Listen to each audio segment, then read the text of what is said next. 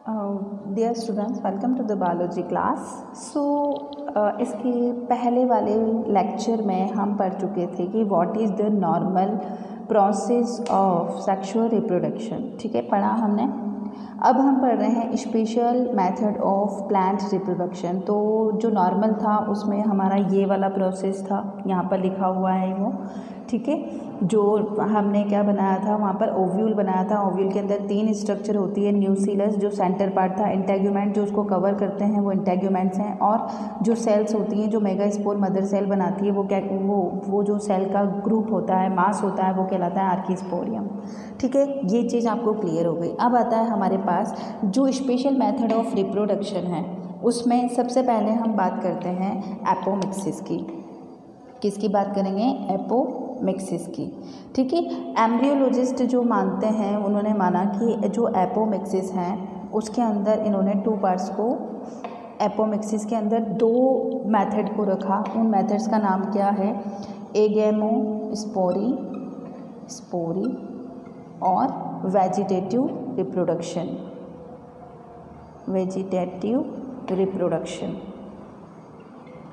ठीक है, वेजिटेटिव जो रिप्रोडक्शन है, इसको अपन स्टार्टिंग वाले जो चैप्टर है, फर्स्ट सेकंड चैप्टर हैं, उसके अंदर पढ़ चुके हैं। ठीक, अब हम पढ़ेंगे यहाँ पर एगेमोस्पोरी। ये वाली चीज़ तो फर्स्ट क्लासिफिकेशन किया गया ये वाला। ठीक है, कि स्पेशल टाइप ऑफ रिप्रोडक्शन में किसको रखा गया? एपोमिक्सिस को रखा गया। और उसके अंदर 2 मेथड, एपोमिक्सिस के अंदर 2 मेथड्स रखे गए, एगेमोस्पोरी और वेजिटेटिव रिप्रोडक्शन। अच्छा, आपको पता तो है ना कि स्पेशल टाइप ऑफ रिप्रोडक्शन में क्या क्या आता है? स्पेशल मेथड में ऐसे रिप्रोडक्शन मेथड जिसके अंदर क्या क्या ना हो। एक तो मियोसिस नहीं होना चाहिए, और दूसरा क्या नहीं होना चाहिए? फर्टिलाइजेशन नहीं होना चाहिए। यहाँ पर क्या आएगा? Male gamete. ठीक है, तो ये वाला प्रोसेस नहीं होना चाहिए, फर्टिलाइजेशन नहीं हो और मियोसिस नहीं हो। उसी प्रोसेस को हम क्या बोलते हैं? एपोमिक्सिस, जिसको कि किस में रखा गया है? स्पेशल मेथड ऑफ रिप्रोडक्शन में रखा गया है। ठीक है, तो एक तो ये मेथड हो गया जिसको कि हम बाद में, ये पढ़ चुके हैं हम, इसको हम थोड़ी देर बाद में पढ़ेंगे।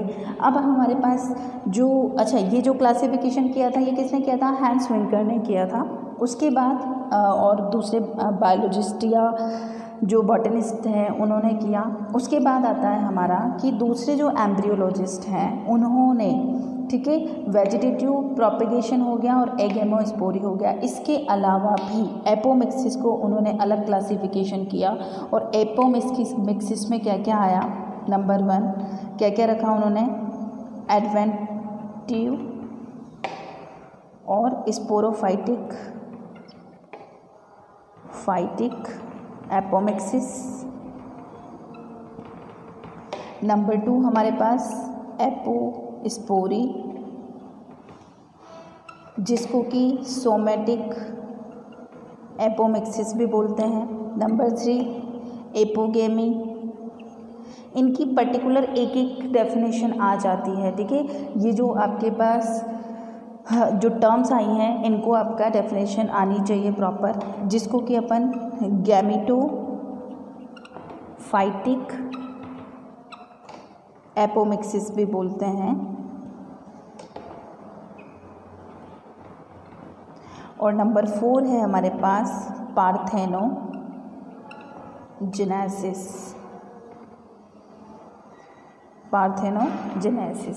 देखिए यहाँ हमारे पास जो नॉर्मल सेक्सुअल रिप्रोडक्शन है वो यहाँ से स्टार्ट हो रहा है। ठीक है, अब ये जो भी हम स्पेशल टाइप ऑफ रिप्रोडक्शन पढ़ेंगे, उसमें आर्कियोस्पोरियम के अलावा भी ये दोनों जो चीज़ें हैं वो भी एम्ब्रियो बनाने में क्या लेंगी? पार्टिसिपेट करेगी। इसीलिए इसको क्या बोला गया है? स्पेशल मेथड बोला गया है। क्लियर हुआ आपको? आर्कियोस्पोरियम जो है वो तो नॉर्मल मेथड बनाती है रिप्रोडक्शन का, लेकिन अगर ये दोनों भी पार्टिसिपेट कर ले और या फिर उसके अंदर मियोसिस ना हो या फिर उसके अंदर फर्टिलाइजेशन ना हो, तब भी हम उसको किस में कंसीडर करेंगे? स्पेशल मेथड ऑफ रिप्रोडक्शन में कंसीडर करेंगे। ठीक है, तो 1 बाय 1 हम इनके स्टडी करते हैं। अब मैं इसको रब करती हूँ यहाँ पर।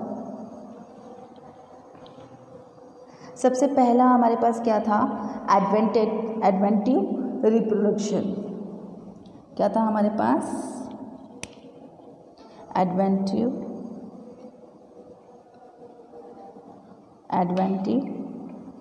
रिप्रोडक्शन,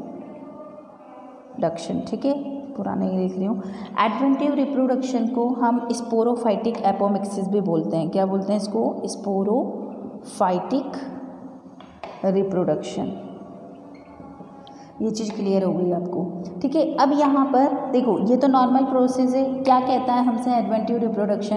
कि इस एपोमिक्सिस में एम्ब्रियो का फॉर्मेशन होता है। इस एपोमिक्सिस में एम्ब्रियो का तो फॉर्मेशन होता है, लेकिन इस प्रोसेस से ना होकर उसमें कौन पार्टिसिपेट करते हैं? न्यूसीलस और इंटेग्यूमेंट।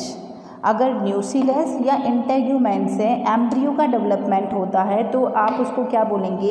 एडवेंटिव रिप्रोडक्शन या फिर स्पोरोफाइटिक रिप्रोडक्शन, स्पोरोफाइटिक एपोमिक्सिस हम उसको बोलेंगे। क्लियर हुआ?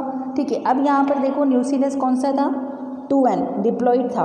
इंटेग्यूमेंट्स भी क्या है? डिप्लॉइड। तो हमारे पास एम्ब्रियो भी क्या बनेगा? डिप्लॉइड बनेगा। एम्ब्रियो डिप्लॉइड ही होता है, एम्ब्रियो होता ही डिप्लॉइड है, ठीक है। जाइगोट बनना है, मतलब एग सेल जो है वो n होती है और मेल गैमेट जो है वो भी n होता है। दोनों मिल जाएंगे तो क्या बन जाएगा? 2n। 2n से क्या बनेगा? जाइगोट। जाइगोट से क्या बनेगा? एम्ब्रियो। तो एम्ब्रियो तो 2n ही होगा, ठीक है। लेकिन यहाँ पर मियोसिस नहीं हुआ है, ठीक है। देखिए, डायरेक्ट 2n से क्या बन जाएगा? 2n बन जाएगा। 2n न्यूसीलस से 2n एम्ब्रियो बन जाएगा। 2n इंटेग्यूमेंट से डायरेक्ट क्या बन जाएगा? 2n एम्ब्रियो बन जाएगा। ये चीज़ आपको देखनी है कि यहाँ पर क्या नहीं हुआ, ना तो मियोसिस हुआ और ना ही क्या हुआ, फर्टिलाइजेशन हुआ। इसीलिए हम इसको किस में कंसीडर कर रहे हैं? स्पेशल मेथड ऑफ रिप्रोडक्शन में, प्लांट रिप्रोडक्शन में हम इस मेथड को कंसीडर कर रहे हैं। क्लियर है आपको? ठीक है। तो यहाँ पर किससे हुआ? न्यूसीलस और इंटेग्यूमेंट्स। दोनों कैसे हैं? 2n। इनसे क्या बन जाएगा? डायरेक्ट क्या बनेगा? एम्ब्रियो बनेगा, विदाउट मियोसिस एंड फर्टिलाइजेशन। बिना फर्टिलाइजेशन की न्यूसीलस और इंटेग्यूमेंट से क्या बन जाता है? एम्ब्रियो। इस प्रोसेस को अपन क्या बोलते हैं? एडवेंटिव या फिर स्पोरोफाइटिक एपोमिक्सिस कहते हैं। क्लियर है आपको? ठीक है। अब आता है यहाँ पर, नेक्स्ट आता है हमारे पास गैमेटोफाइटिक एपोमिक्सिस, जिसको कि हम एपोगेमी भी बोलते हैं, जो 3rd नंबर में लिखवाया था। इसके पहले इसके पहले वाली जो मैंने बोर्ड पर लिखा था उसमें नंबर 1 ये था। नंबर 3 पर जो था उसको मैं नंबर 2 पे ले रही हूँ अभी फ़िलहाल, क्योंकि दोनों स्पोरोफाइटिक है, तो वो दूसरा क्या है? गैमेटोफाइटिक, जिसको कि हम एपोगेमी बोलते हैं, और गैमेटोफाइटिक एपोमिक्सिस, ठीक है। Apogamy, gametophytic apomixis. होगा क्या यहाँ पर कि इस एपोमिक्सिस में बनेगा तो क्या? एम्ब्रियो। क्या बनेगा? एम्ब्रियो। लेकिन किससे बनेगा? Any of haploid cell, any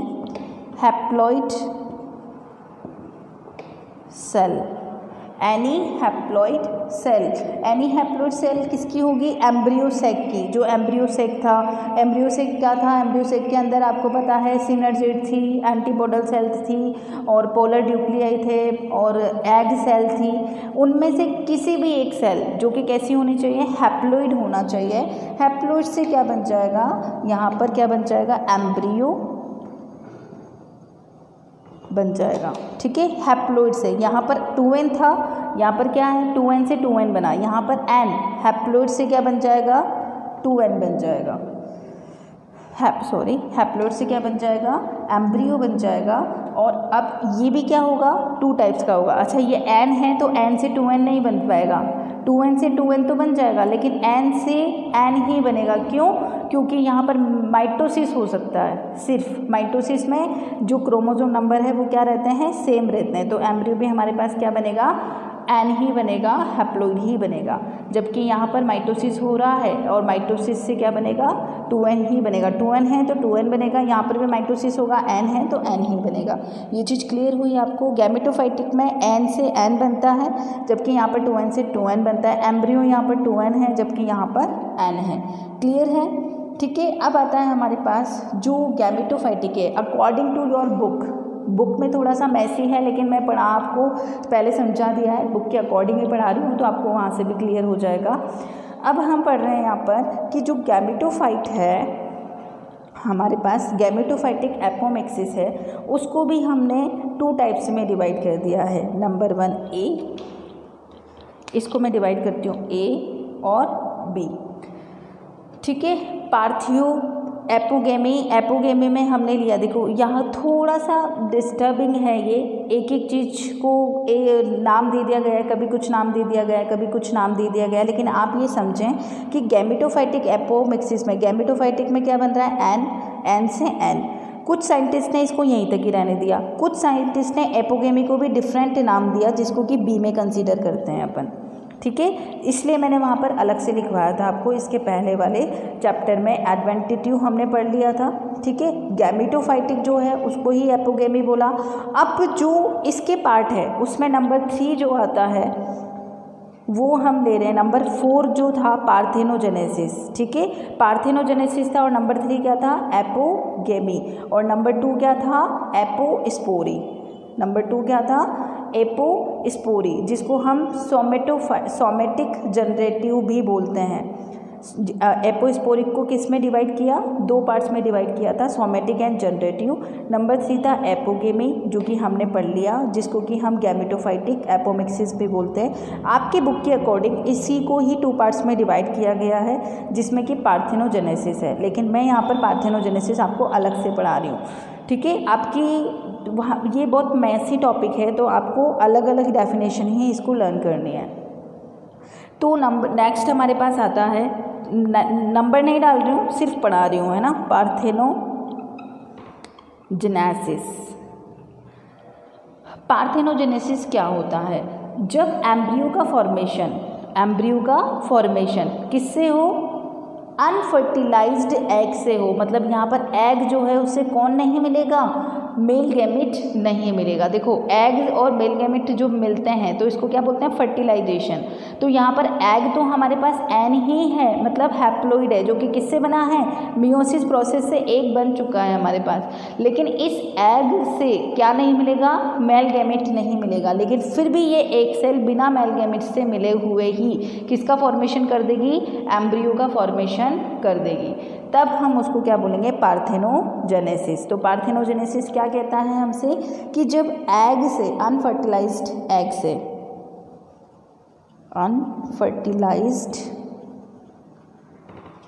से क्या बन जाएगा हमारे पास, एम्ब्रियो।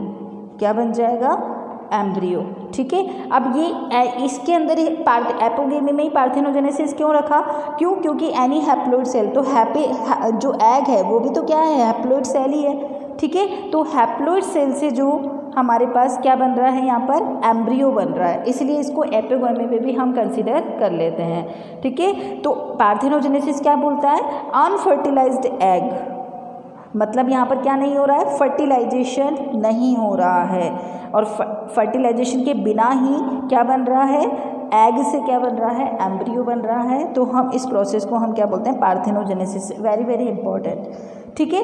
अब होता है यहाँ पर, ये तो हो गया स्पेशली एग से, ठीक है, नंबर 1। अब नंबर 2 जो है, अगर एग के अलावा जो न्यूक्लियस था हमारे पास, तो इसमें ये एग सेल थी, 1 2 3 नीचे तो एग सेल थी, दिस इज एग सेल, ठीक है। बीच में क्या था, पोलर न्यूक्लियाई, ऊपर क्या थे हमारे पास, सिनर्जिड।